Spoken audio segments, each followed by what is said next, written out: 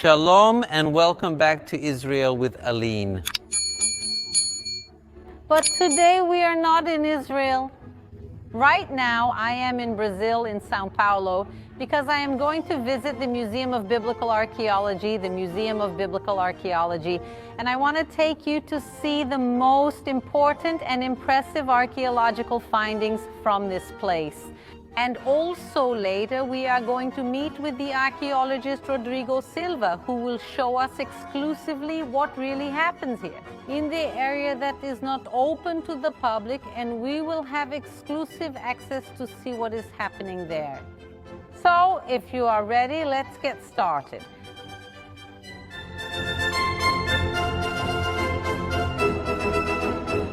It's not every day that we can literally open a museum. I am literally opening a museum right now, guys, because today it is closed to the public. They are doing some work here right now, so starting tomorrow it will be open again. But we're going to take advantage of the exclusive access we have today. This museum is about biblical archaeology, and biblical archaeology takes place in Israel. But not only in Israel, also in neighboring countries. In what is now Iraq and what is now Iran, Jordan, Egypt, Turkey, Greece, this whole region where the biblical stories take place. It's also cool that we're welcomed by these two lamassus right at the entrance. They're replicas. Just so you know, 20% of the items here in the museum are replicas. But that means 80% of everything we're going to see are originals brought from the biblical lands. As we mentioned, from all this region of the Middle East and these lamassus, they were found, the real ones, originally in the city of Nineveh, which is now in Iraq. So now let's go in to take this journey through the entire Middle East and biblical history. Come with me.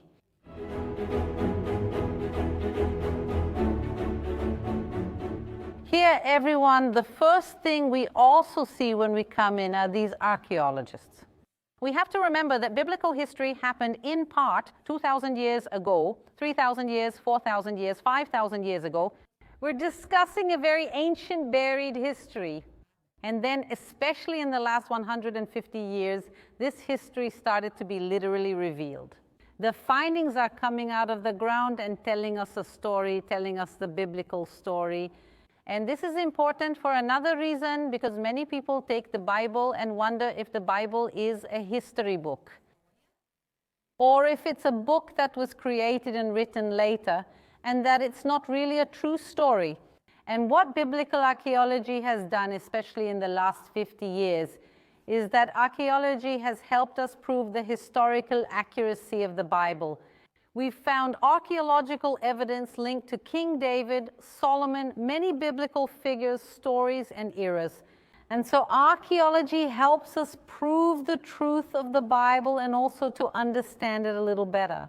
What were the stones like that David threw at Goliath? What were King David's palaces like? How did people live? What did they eat? How did they dress?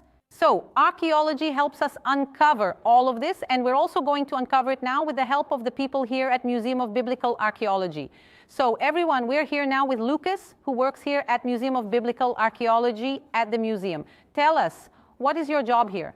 Of course. Aline, here I work in the educational department. We're responsible for every museum presentation, for both adults and children, and to make the museum a little more relaxed for visitors. So guys, it's really about helping us connect with the objects that are here, some behind the glass and also some that aren't behind the glass. The museum is arranged chronologically, so the oldest items are right here.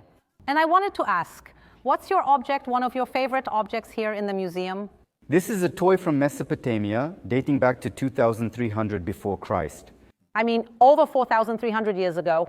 Exactly, and we have it on display here in our museum. Let's see, show me where it is. I think it's this way. It's in this section here. David will show it to you, Aline. For those watching, it's this toy. If you look closely, it has two little holes in the neck area. It was probably meant for a little string to go through so you could pull it. You can also see at least the beginning of the wheel. Not all the wheels here are original. But in fact, this toy itself is originally from Mesopotamia and probably belonged to a child from 4,000 years ago. So I think that's amazing. One of the things we tend to do is when we think about ancient people, Sometimes we take away their humanity. We think they lived in a different world, that they're different from us, but they're not. So it's amazing to think that 4,000 years ago, 4,300 years ago, a small child about my son's age was pulling the little cow around his house and garden. I think that's cool, since archaeology helps us understand humanity. Sometimes we put people from ancient times in a different category. They're from the past, they're different from us, but in reality, they're not. Kids back then played just like today. People from that time were vain, which is why we see jewels in the museum. I mean, people had vanity, they liked to adorn themselves. People felt jealousy, loved, hated, and liked to play. This reveals the humanity of a child we may never truly know who exactly owned this toy, but I think just by looking we already understand. It was really a small child who probably lived in a world with little cows around and wanted to play with them too. So very cool, and now I want to ask you, what else is really special here in the museum? Of course, Aline, we have here a project made from home, the brick of Nabucodonosor. Soon we'll understand why it is so important here for the museum, and it's no coincidence that it's positioned at the central point of the museum. So let's go to the center of the museum, everyone. For those who don't remember who Nabucodonosor is, Nabucodonosor was the terrible person who destroyed Jerusalem and Israel. So he was the Babylonian leader, and he was the one who destroyed Israel and destroyed the Temple of Jerusalem. And it's impressive because it's a name we knew from the Bible, and apparently something related to him was found here. Exactly. So those who are visiting us, Aline, can notice that there was a transition. We began with the oldest period and are now in the intermediate period, the Iron Age or Babylonian captivity. You can notice, at least, that there are 3 lines here on the front. This is in Akkadian cuneiform. A Brazilian designer worked in the 70s or 80s. He was working in Iraq for some time, and just before coming to Brazil, Aline, he became friends with a guard, and the guard allowed him to bring this artifact from Iraq to Brazil. When he arrived, he got discouraged and considered throwing it away. But there was a professor named Paulo Barbosa who acquired this brick fragment as teaching material. He taught both teenagers and preteens in his Espírito Santo classrooms using this brick, talking about Daniel and Babylon. When Professor Paulo retired, he came here to the area and said the following: Rodrigo has the museum idea, I have the stone idea, and he donated the artifact to Professor Rodrigo Silva. Professor Rodrigo translated it, and we added these 3 lines. The translation is, I am Nebuchadnezzar, provider of great Babylon, maintainer of the temple of Azagala of Ezada. I am the firstborn son of Nabopolassar, king of Babylon. Wow! I mean, what we're hearing here is a stone from Nebuchadnezzar himself, talking about himself. And we know that this is something that really happened. The kings of ancient times were not modest at all, you could say.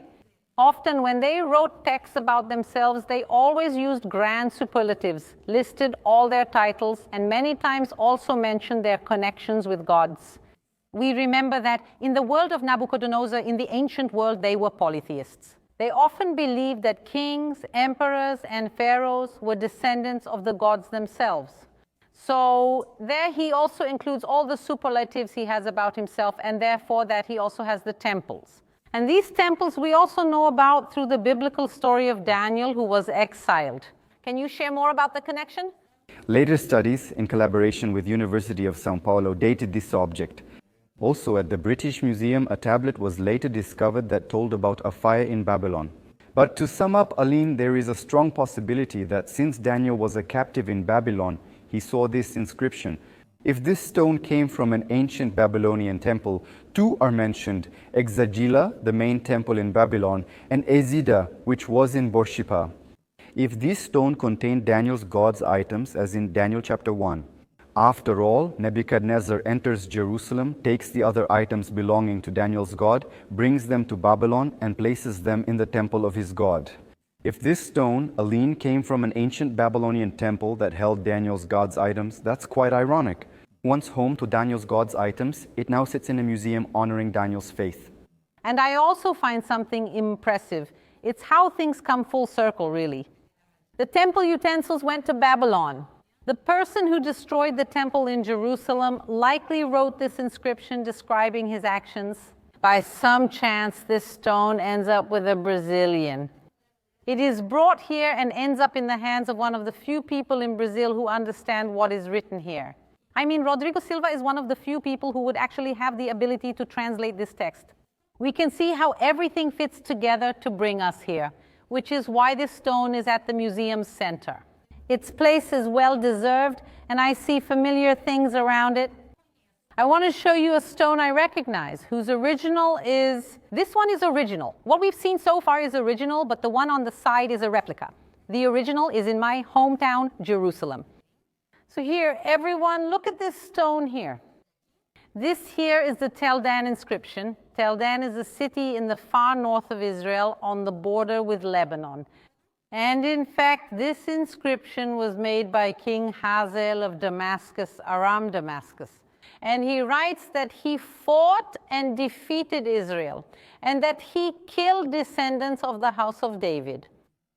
So it's written here on this line, if we count 1, 2, 3, 4, 5, on the 5th line from the bottom up. It's a word that's a little bit clearer than the others. It's written there in ancient Hebrew, Beit David. Beit David means house of David. But guys, it's not house in the sense of a little house where he lived. Yes, house means his lineage, so here it's talking about King David's lineage. And this stone was fundamental for those people who doubted the existence of King David. By the way, until the 70s, most archaeologists in the world doubted the historical existence of King David. And when this stone was found here in Dan, they said, okay, don't mind it, folks, there are people working. We got in today even though the museum is closed, so don't worry about it. This replica stone clearly shows that King David existed. And when I mention King David, also, a lot of people remember the battle of David against Goliath, when David, long before he became king, when he was a young man, went to face the giant Goliath. Not with much, mainly with faith in God. But the other thing he had in his hand too were some small stones that he used in his sling to throw. So it's not a slingshot. Sometimes we see in drawings people showing it as if it were a slingshot. But he didn't have a slingshot or rubber. He used a sling instead. And here we can see the leather. It's modern. It was made so we could see what it looked like. But the stones are original from Israel, from Khirbet Qeiyafa. Khirbet Qeiyafa is a city relatively close to Jerusalem, and it's also a city where King David built a lot of things. So these here are sling stones. So next time you read the Bible and hear the story of David throwing stones at Goliath, imagine that the stones were more or less like this, round stones. And here we can also see the sling made of leather that he used like this and threw at Goliath's head. And you know how the rest of the story ends. David defeats Goliath, and there's a lot more to see here inside the museum. So let's keep walking here because I'm really amazed by everything I'm seeing. But now I want to go over to the Egypt section. Let's go. By the way, I just saw this image here of Moses parting the Red Sea, leading the people from slavery to freedom. They leave here for freedom in the desert, then enter the land of Israel. We must remember that the people were enslaved in Egypt for about 400 years.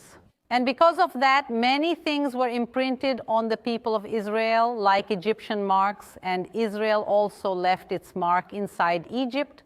And there's a mark that's really here. Come here with me. This here is the Meneptah stele. Look at its size. I mean, when we think about the ancient world, many of the constructions were really, really big, colossal.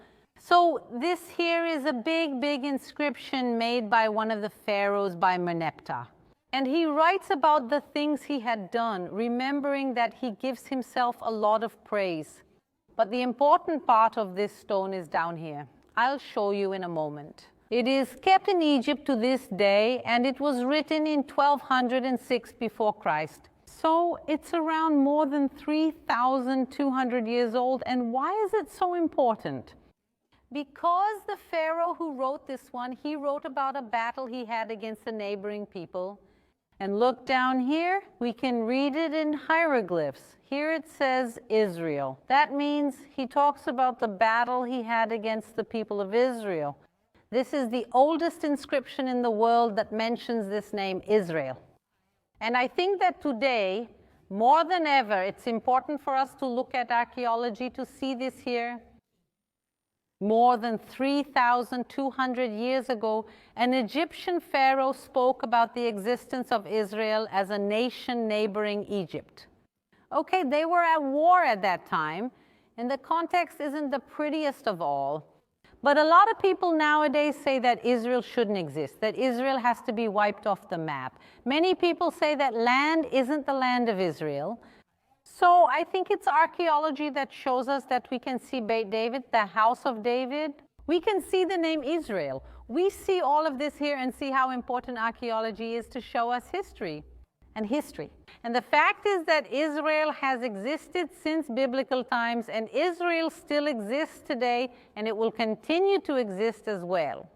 So when I'm talking to you now, obviously I'm in Brazil, but Israel is still living, unfortunately, in war and conflict. Israel continues to be attacked, and Israel is defending itself. But it's important to remember that this happened in the past, but that Israel will continue to exist in the future as well. So when someone says that Israel doesn't exist, that Israel was created in 1948, tell them to do their homework, to look up the Merneptah Stele on the internet, or that they can come here too, in person, to the Museum of Biblical Archaeology and see with their own eyes the inscription of Israel from the Pharaoh of Egypt. I'm really impressed with everything I'm seeing here. But now the one who has arrived to honor us is the archaeologist Rodrigo Silva. Exactly. I know you've already taken the tour here. Shalom is at the end, almost at the end of the tour. But shalom, everyone. I'm very happy to have you here. I know you've already been well guided, but I arrived at this moment, Aline, because I want to show you and everyone who follows you on social media what we normally don't show. The behind the scenes of the museum, all right? Exclusive access in Israel with Aline. Exclusive access, only on Israel with Aline, nowhere else. I've already asked the staff for permission to film. Do you mind being on camera? These are our co-workers. Because it's actually good for you to see this so you can realize how much work it takes to maintain a museum. It's very expensive, it's a lot of work, and there are so many details. There are a lot of specialists, Aline. For example, right now they're replacing all the glass here. They're putting in anti-reflective glass so people can take pictures with flash without damaging the pieces. And to do this work, all the pieces have to be removed by Adriana, our museologist, whom you've already met, and carefully stored over there. The work must be done on the museum's closed day so it can reopen, because we receive an average of 10,000 visitors per month here. So it has to be like this, racing against time. And here, you've already walked around, you've seen how the pieces are arranged. Now, Aline, I want to take you. How do people speak in Israel? Did you make a video in the Holy of Holies in Jerusalem? Where are the pieces worked on? Where are they stored when they come from Israel, for example? Some pieces have to be quarantined. Few people know that. Quarantine, as in when people must stay isolated? Exactly, because sometimes a metal part can come with some kind of fungus or something else that could contaminate. We don't know how it was handled, what condition it was stored in, the temperature changes. Because Israel is dry. When I bring a part from there, and just a reminder everyone, the pieces we bring from Israel are all documented, approved by the Israel Antiquities Department. Aline knows that, it's serious work. In fact, the Antiquities Department knows about the museum. The pieces have a number, even a serial number, so they know who acquired them, where in Brazil they are, and whether they are original or not. So, all of this is very well documented, but when it comes here, the document gives it legality. Oops, that's how it goes live. So I left a message. These papers give the peace documentary legitimacy. But what do I do about the climate? Brazil is tropical, Israel is dry, the piece feels it, especially metal pieces, so we have to bring all of that and pack it properly. We have a professional in this field, and I'm going to show this for the first time on television. So, guys, when we look at a museum, for example, here, it seems like it's frozen in time. Nice and neat. Just wipe the glass and it's all fixed. But in reality, I think 90% of things happen behind the scenes. They literally and figuratively happen in the museum's back rooms, which exactly you are going to give us the privilege of being able to enter there exclusively. And that's very, very important. Because archaeology is a relatively new thing. We didn't have archaeology 300 or 400 years ago like we do today. And a lot of things that were found sometimes 100 or 150 years ago were completely destroyed. unintentionally also by amateur archaeologists and antiquities hunters, many things end up being lost. And the action of time itself. And not to mention, many things were already destroyed in antiquity. Because a good part of what we have here came from an archaeological site that was the scene of a battle, of a war. And when an army arrived and set things on fire, for example, we have carbonized seeds here that were burned during a battle. Exactly. For example, there are many scrolls that were found. The Dead Sea Scrolls are a great example. Apocryphal scrolls were also found. In fact, you talked about apocryphal scrolls on your channel. From the childhood of Jesus until not too long ago, these scrolls, 1,000-year-old scrolls, were found. They were taken from their place in Egypt. And what happens in this case? The scrolls were from Egypt, not Israel, but were taken to the United States and exposed to its humid climate. Imagine scrolls 15 to 18 centuries old, lying underground, waiting to be discovered. After 18 centuries, they were brought to the United States without care and fell apart, lost after all that time. So, all this care is extremely important so that nothing is lost, so that everything is preserved, not just for our generation, but also for future generations. But let's go. I'm already anxious to see it. And another thing, archaeology is also about producing content, it's research. So all of this also becomes scientific articles that we publish, material for the classroom, understanding. Because the biblical past is a puzzle with more than 1,000 pieces, most of which have been lost. We only have fragments to piece together the whole picture. Let me show you. Aline, so here we are already entering the backstage of the Museum of Biblical Archaeology. This is Lucas, one of our researchers right here. Shalom. How are you, Lucas? He's studying his Bible, right? And we also have a team of students who are always doing research. We encourage academic research. Audrey, can we come in for a moment? Thanks so much. I know you've already helped Aline at the museum and shown her a lot, but I also wanted to show, I discussed your role as a museologist and the importance of incoming pieces. Sometimes items must be quarantined due to possible fungus or contamination. Now let's begin with this. This isn't original. Look here. This is a replica, right? And in what context do we work with these replicas? This is a replica of a cuneiform inscribed tablet. The replicas in this case are being used so that the children can have access to this information. In a playful way, by holding the objects in their hands, they can understand the reason for these little images, these inscriptions. So it's important for them to handle them. And then we use replicas for this experience. Look how interesting, because many times the rule in museums is don't touch. But depending on the situation, the rule is the opposite. Touch, handle it. Including also people who need accessibility. A blind person, for example, a replica like this also helps, because a blind person can feel the piece and get an idea of what the original would be like. Exactly. In fact, some statuettes are being worked on as replicas precisely for this purpose, so that we can welcome this audience that needs this tactile project, right? To be able to understand what their eyes won't allow. But touch will. But touch will. Exactly. There's also a museum in Haifa, Israel.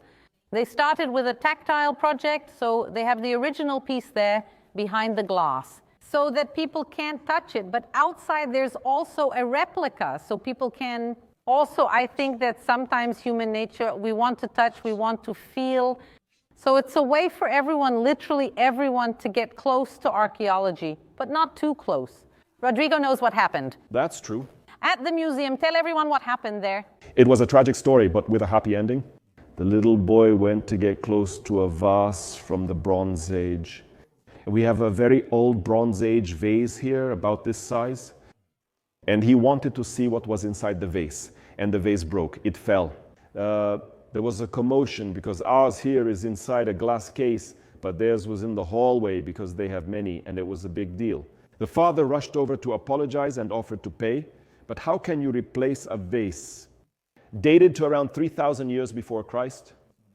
But the museum was very wise in dealing with the misfortune. Because they called the museologist along with the restorer and called the little boy again to teach him how to restore a vase. Since he broke it into large pieces, it wasn't difficult to restore it. What began as a tragedy that could have become trauma for the scared boy. The boy was passionate about archaeology. Now suddenly a new archaeologist or a restorer was born because they brought in a lab like that and taught him. There she took his little hand, showing him the tools. Look, this is how we do restoration. It's like this. They took another vase there, a fake one, which they broke themselves. Now let's glue these pieces together here. It was an interesting experience, but my heart ached seeing the broken vase. I want to say something too, that this is a biblical matter. When Joshua crosses the Jordan River, it is written that God commands him to take 12 stones from inside the river and to build a monument, a stone altar on the other side. And what would this stone monument be for? To teach the children so that in the future when the children come and ask, what is this stone here?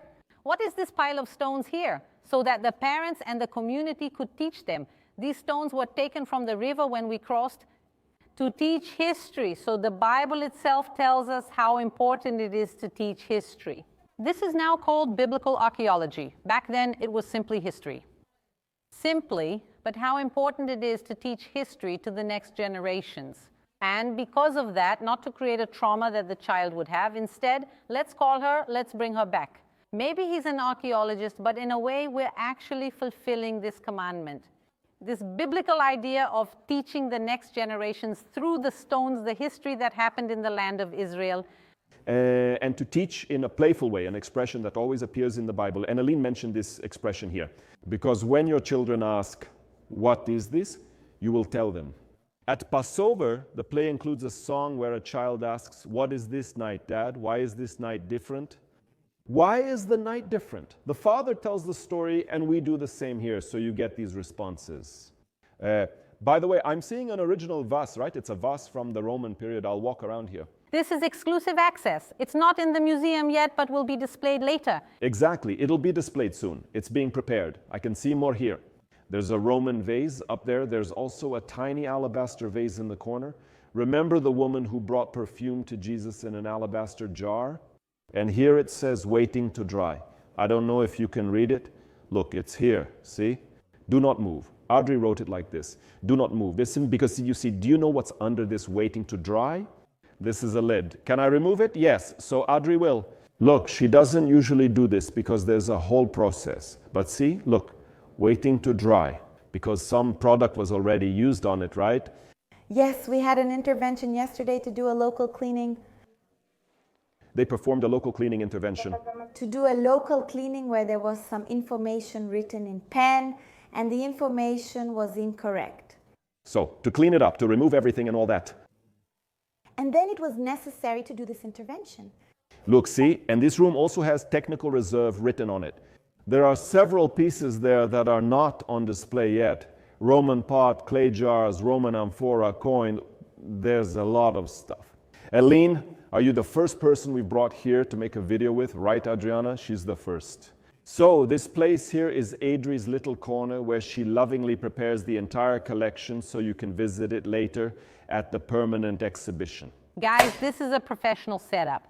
Thank you so much for opening this up. Thank you to Rodrigo for giving us this opportunity.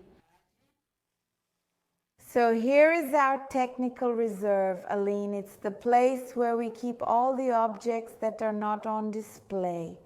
They go through cleaning, treatment, and packaging processes, come to the technical reserve, and here we work on monitoring these objects. The technical reserve is a controlled environment for relative humidity and temperature. Here we have some objects that we took out of the cabinets, our sliding ones, because these objects will now be part of our long-term exhibition. Since we are on the verge of our Congress, so new objects and objects that have already gone through this research process will now also be part of the exhibition, and we are preparing these objects for that. Can I share something personal? When I arrived, I noticed the atmosphere felt different.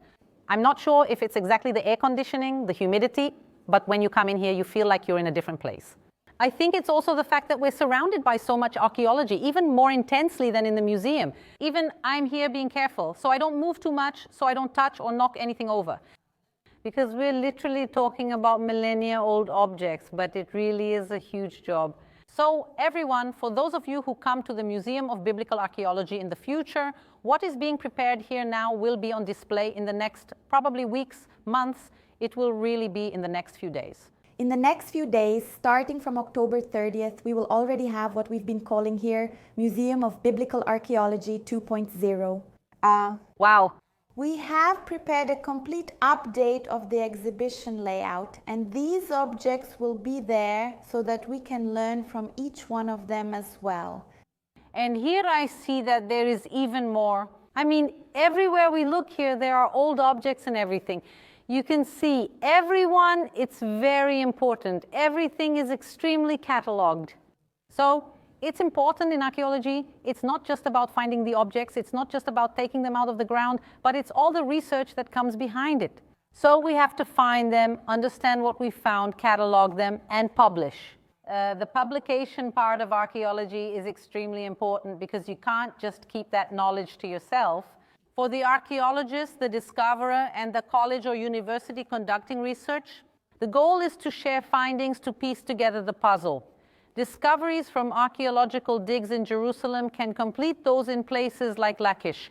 So, if excavations reveal something, part of the Assyrian siege of another city in Judea, but this siege also shows what the siege of Jerusalem looked like. So exactly, it's about taking each piece of pottery and putting this puzzle together. And here there really are many of these pieces to assemble this puzzle. And here, guys, look how it works. This works like this. These sliding cabinets are quite common in many museums and archaeology departments around the world. Exactly, because there's so much stuff to make good use of the space. And here I opened it and I'm seeing different inscriptions. We're also seeing nails. I imagine they're from the Roman period, aren't they? Yes, from the Roman period. These are Roman period nails, and the collection here is truly impressive. So everyone, I'm really impressed with everything I've seen here at the museum. And I really just have to thank you and Audrey for opening the doors here, also behind the scenes, so we could see everything. Thank you so much, Rodrigo. I also recommend to everyone who doesn't follow yet, follow the Rodrigo Silva Archaeology channel, and also come visit the Museum of Biblical Archaeology in person. Let everyone know how to visit. Look, you can go to our profile on Instagram, museumofbiblicalarchaeology.unasp, and there you will find you can schedule a visit by yourself, with your family, with your girlfriend, with the one you want to be your girlfriend, with your church, with your community. There are guided tours with groups, and the museum operates here. You will have all the schedules, and you will be very welcome.